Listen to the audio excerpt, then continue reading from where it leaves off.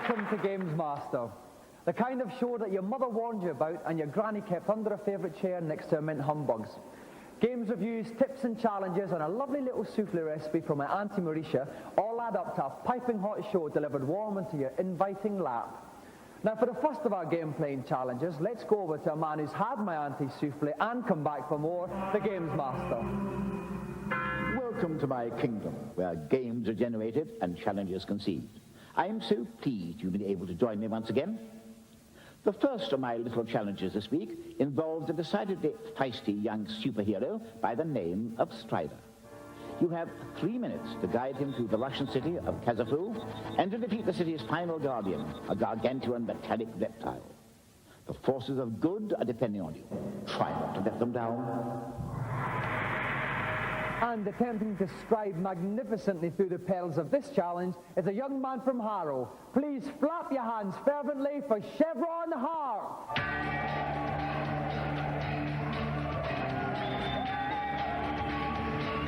Welcome to Gamesmaster, Chevron.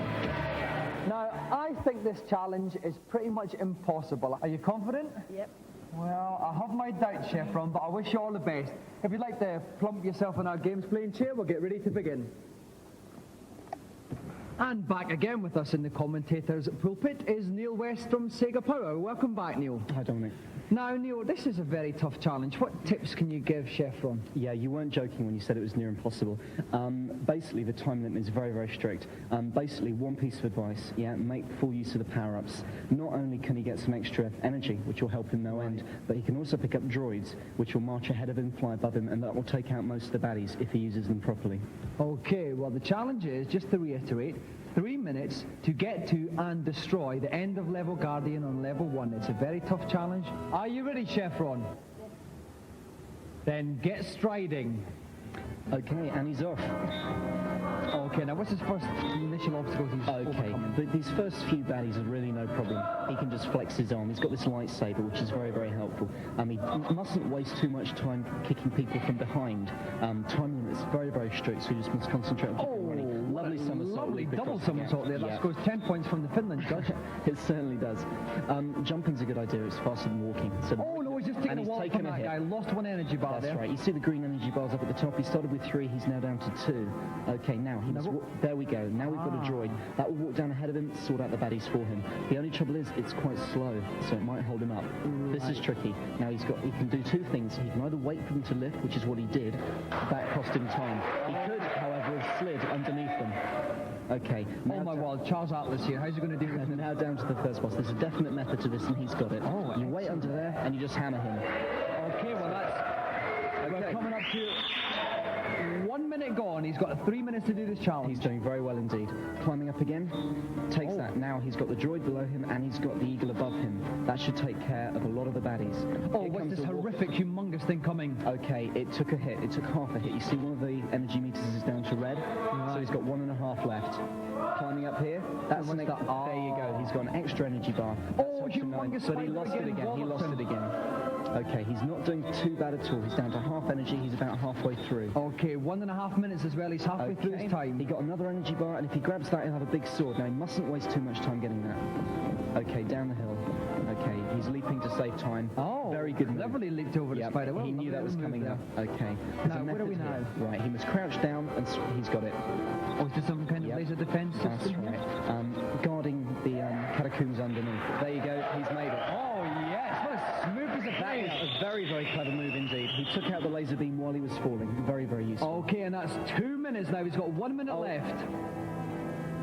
Oh, my, well, that's a lovely piece of acrobatics there from him. He took a good shortcut. He's now down to the boss.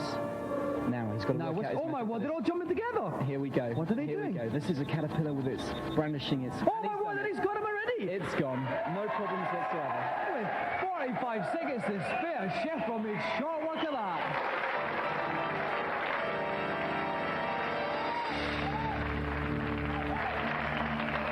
Well done, Chevron. Chevron, that was unbelievable. I said at the start I thought it was impossible, but you proved me wrong. Was there any point where you thought, Dominic's right, it is impossible? When my energy went down at first, I was a bit worried, and the only difficult was the time. Yeah. Yeah, but you leap past those spiders especially. I thought we were going to snarl you a bit, but they didn't. But Chevron, you win one of the most prestigious and certainly the most aesthetic prize in television, our Golden Gamesmaster joystick! Well done, Chevron. And now a round of applause for our champion, Chevron Hart!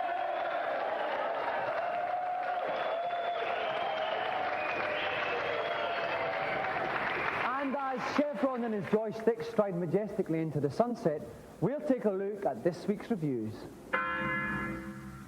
This week, hold on tight and try not to eject as we look at flight simulations. First up, on the Amiga, get high as a kite with Birds of Prey. Now, Birds of Prey is really sort of the Ferrari of flight sims. I mean, you're looking at something which is so horrendously complicated that you're quite chuffed you can actually get out of the hangar and take off. It was complicated enough to be interesting, but not overcomplicated, so you got bored of it. If you're sort of more of a train spotter sort of flight sim fan, then who wants everything to be accurate, you'll love it.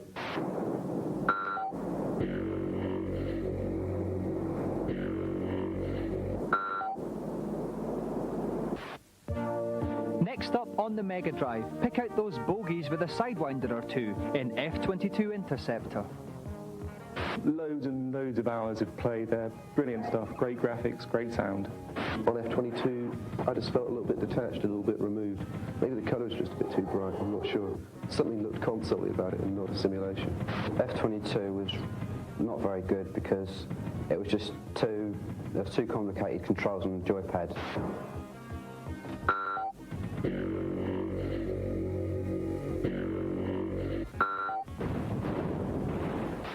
Finally, on the Amiga, Pip Pip Tally-Ho whacks that moustache and chalks away in the World War I simulation Knights of the Sky. Knights of the Sky is good simply because it takes you back to the basics of seat-of-the-pants flying, as it was World War I style. The only drawback to Knights of the Sky is your enemy is a bit crap, really. I mean, one shot and they go down in loads of flames.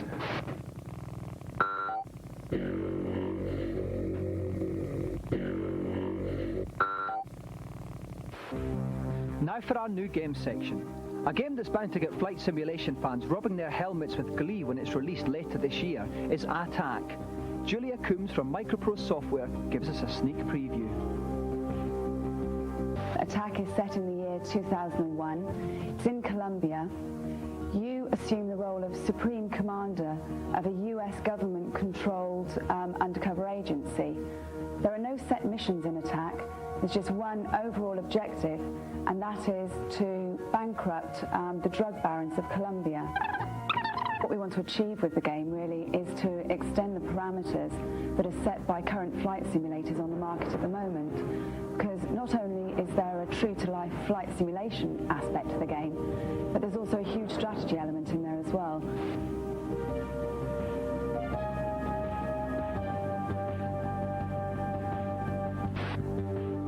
For more information about anything in the program, you can call the Gamesmaster Club. We'll give you the number at the end of the show. Now we go on to our Celebrity Challenge, and here to detail it, once again, is the Gamesmaster. Hello again. As you probably noticed by now, I'm rather partial to a bit of sport. Mens sana in corpore sano, as they say. For this week's second challenge, I thought I'd opt for a rather quirky new sport called baseball. If you don't know the rules, it's rather like our rounders. Contestants will have one innings each in which to score as many runs as possible. An innings is over when 3 batsmen are out. So keep your eye on the ball and give it your best shot. And to play this challenge, we are very lucky to have World Neo Geo Baseball Champion Emily Cash, who will be playing a husband, who by some strange quirk of fate is a pretty big hitter himself, 1987 Wimbledon champion, Pat Cash.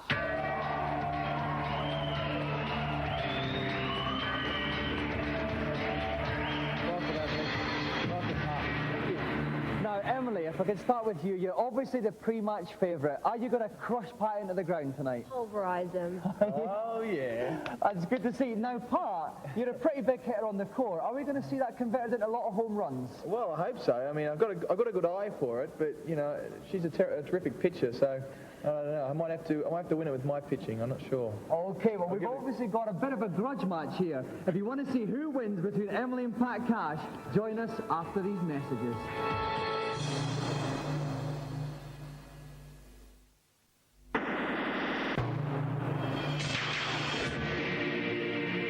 Welcome back to Gamesmaster. We are ready for a thrilling baseball contest between Emily Cash, who's playing the Wildflowers baseball team, and her husband, 1987 Wimbledon champion Pat Cash, who's opted for the comic Astro Boys. With me in the commentating box is Tim Boone from Computer and Video Games Magazine. Tim, welcome to the ballpark. Hi, Dominic. Now, general tips for our two players today. 1 innings each, they've got to score quickly. Absolutely. Well, Pat's up to bat first, and he's got to hit it as hard and fast as he can. With just 1 innings and no time for mistakes, he's got to go for those home runs. Emily's got to pitch well, field well, which means catching the ball whenever possible and coordinating her fielders at all times. It's going to be a tense match, this. Okay, and we must remember at 1 innings each, if there's no runs, it goes down to hits. So every single swing of the bat is important. Are our competitors ready? Absolutely. Then let's play ball. And we have Emily pitching first to Pat. He's going to start off with a nice strong pitcher, I feel. And it's, a nice little swingy pinch there from Pat. It's not going to be enough, he's out. First out for Pat. Okay, so comes in for the second one. Again, a small hit. But he could get away with this one. It's going to be very close. He throws to the first base. Pat's running in, and he's just made it. He's safe. So he will come up for third man in, and he's... a lovely little strike there. Floating, rising ball there from Emily. Emily altering her pitches very well in this game. Pat swings again, a little ground ball here. Is he going to make it? It could be a one-base hit here, and they're safe. It must be said, Emily's pitching very well. And here comes again, it's the fourth man in, Jeff of the Comic Astro Boys. Emily pitches, swings. That could be going all the way. No, it's not, but it's in the outfield. And they're safe on. And he's running for home. Pat Cash is running for home. And he's going to get there. 1-1 to Pat Cash. Great play from Pat. Great play. A great hit, used very well. All of a sudden, Pat's in a very strong position. 1 run, 2 men on base, Tim. Yep. Emily comes in there. She's got to keep this tight. And Pat's another huge hit. It's up in the air. It could be a catch here. And he's got 2 men on the base. He's going to have to sort that out here. It could be a double play by Emily here. But in fact, Pat is safe there. Big fielding error from Emily there. No, in fact, she was playing safe because if you see, Pat's got a player on third base. She's playing safe by delivering it to 4, so he can't score the home. Right, thank you for correcting me on that one, Tim. Strike 1 for Emily. Very important strikeout needed here. Strike 2 here. Last strike coming up. And here it comes again, and it comes in. What is it there? And could it be gone for home? Could it be out? Is it going to be caught? No, it's not. It's going to be another run for Pat Cash. She's bringing it to home base. It's going to be very, very good. Intercepted by the pitcher and not proved to be the undoing. 2-0 to Pat Cash. Again, 2 men on the bases. Great position for Pat to be in. Swings again. Pat hits it again. The bases are loaded. He's coming in for another home run here. And this is looking... He's got 1 and he could be getting a second. His man's running for a second. Will Emily get it to home base first of all? I think she's chosen the wrong base. She has indeed. Pat Cash 4-0 up against Emily. It's going to take some beating out, Tim. Yeah, absolutely. No room for mistakes in this game. Pat's now 4 up. And only 1 out here. Absolutely. Emily pitches in again. Strike 1. With that one, pitching very well, but Pat is batting extremely well. He just got the timing exactly right on this game. Nicely left by Pat Cash there. The ball missed the plate, so it was called as a ball. Swings it again. That's over the plate, but Pat hit it straight to the pitcher. Great. Fantastic play. Fantastic play from Emily there. Emily got the first man out, but missed the man running to home base. Yep. And the result of this is Pat is now 5-0 up. Emily pitches in, but it's 2-0. Strike 1. 2 more strikes, and Emily is in bat. Pitches in again. Strike 2. Very important ball here. Come on. Emily pitches in.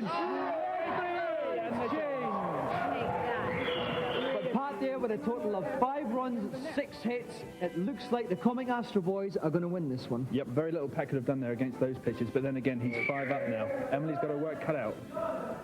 So Pat pitches in Emily, the first pitch in there. Emily hits it. Ground run for 1, but I think she's going to be out there. 1 out to Pat. Good drive. Oh dear, it's not looking good for Emily, but then Pat started off the innings with an out as well. That's right. Anything can happen. Pitches it in again. A nice little pincher there. Is he going to make it to first base? Pat's throwing the ball and it's going to be very, very close here. And 2 out. This is where Emily needs the big hit to stay in the frame here. She's got to have a really big, she's got to go for home run. So it's up to Orchid of the Wildflowers here. Very, very nervous times here in the Gamesmaster ballpark. Emily, nice little pinch run, but it's going to be very... Oh, a fielding error by Pat there. Lets Emily get the first base. I think that field has gone short-sighted somehow. Pat pitches into Emily, swings it. Oh, another ground hit. This is looking dangerous. This is looking very dangerous indeed. Oh, but a save. Pat hesitated slightly there. Another fielding error from Pat. Yeah, he's obviously proved he can hit them. When it comes to catching them and throwing them, oh dear, different thing altogether. Different ball game. Again, very tense here. Pat pitches in. It's a big hit from Emily. Oh my word, that could go all the way. Oh, but she's got 2 men on the base here. One of them's going to run the third. I think we're going to see an out here. Pat's throwing again. Oh my word, Emily had 2 runners running to the same base. Pat tagged one of them, so it's the end of the ball game. Pat is the winner.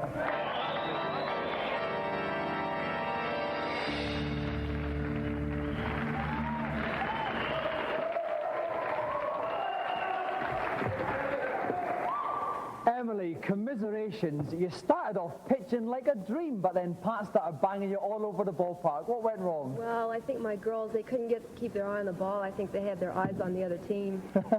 Very understandable. Pat, you big bully. You smashed your poor wife into far reaches never even explored by baseballs. Nah, I think she let me win, actually. I mean, she did a couple of fumbles, and, you know, I got a bit lucky there, but, you know, it was a lot of fun. Right, well, it was a very entertaining match, Pat, but unfortunately there has to be one winner, and it was you. And we'd now like to present you with the ultimate television prize, the Golden Gamesmaster Joystick.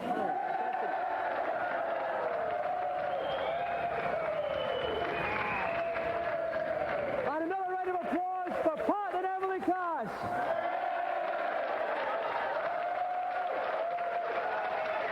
Now, while I take a little breather after that hectic encounter, let's find out the latest tips and cheats in Gamesmaster's Consultation Zone.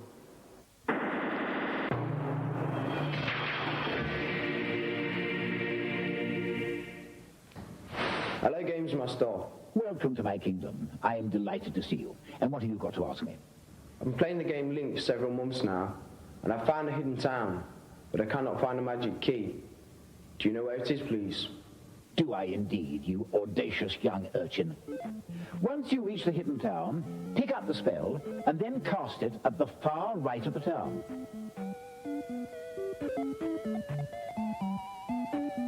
That will make a door appear. Inside that door, you'll find the magic key.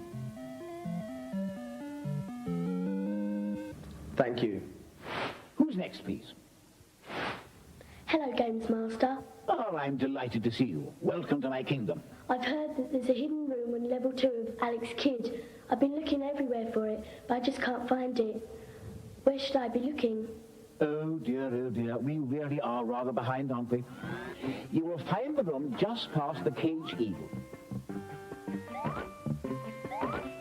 Simply jump up and down to break the rocks on the ground, and the hidden entrance to the room will reveal itself. Thanks, bye. Well, I'm always here to help you if I can. We have one more today, I think. I wonder who it is. Hello, Gamesmaster. I keep getting killed trying to get past the robot dinosaur at the end of Escape from the Planet of the Robot Monsters. Is there any advice you can give me? Escape from the Planet of the Robot Monsters. Oh, yes. Rather a tricky one, this. You need to place your character against the grey door to the right of the screen. Then waggle your joystick left and right while continually dropping bombs. This will eventually result in you stepping through the gap in the doors and away from the troublesome beastie. Great, thanks very much. Oh, well, I'm starting to feel rather weary. Enough pearls of wisdom for 1 week, I think. But don't forget to keep the queries coming. Now we go into our eagerly awaited third challenge. Let's go to Gamesmaster. After the rather frivolous antics of the previous challenge, I thought we should perhaps end tonight's show on a slightly more serious note. I've therefore plumped for a little puzzle from the game Terminator 2. You have 100 seconds in which to reassemble the robot's scrambled face. If you succeed, the face will smile. Let's hope it'll be no problemo for you. Now, we thought for a change, why not throw this challenge out to the members of our fluffy congregation here? So if there is anybody out in the audience who wants to grab their chance at a few minutes of fame by tackling the Terminator challenge, could you please thrust their arms up in an orderly manner? Now, how about that gentleman there? Would you like to come on down? Let's give him a round of applause.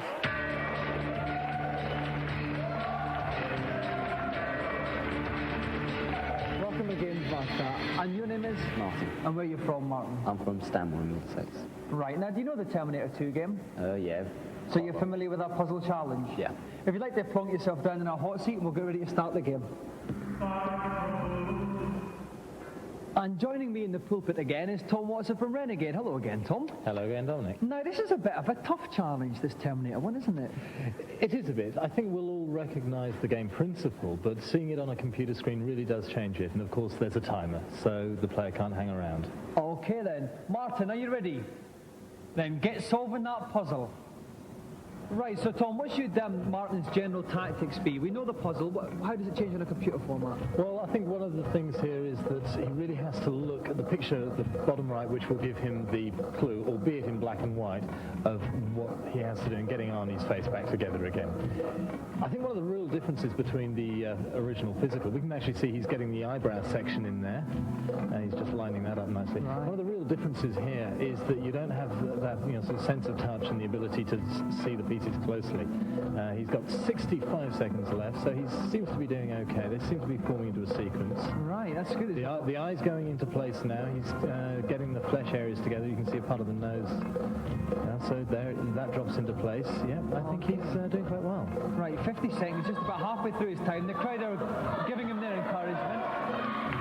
And this boy's doing remarkable. Oh, he's paused a bit there, maybe a little bit, getting a little bit tricky now as he gets near the end of the puzzle, Tom. It has this habit of doing that. He's got one piece just slightly out of position. There it goes, the eye. Now he's got to get the right-hand side of the eye into place. He's trying to work it around, but as you can see, he's got the flesh in the way. It's not quite going. The time is ticking down. There's only 22 seconds left here. It's getting very tense. That looks like he's getting near there, though, but it's just, it's not quite going there, Tom. Any advice for him? Well, he's got that section. Yes, he's working down the bridge of the nose now.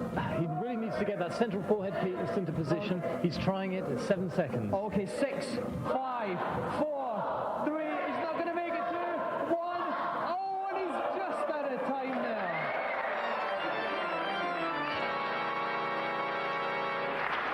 Commiserations, Martin. At one stage there, it looked very, very close. What went wrong? Well, as I got closer to the end, the pieces were harder to spot where they actually went, and I couldn't slot them in together. Well, we were all oohing and eyeing, everybody here. You put up an incredibly good show. Thank you very much for coming in to play Gamesmaster. Martin. And that's all for tonight's show. I'm off for an Earl Grey. Keep snug and warm till next week. Good night.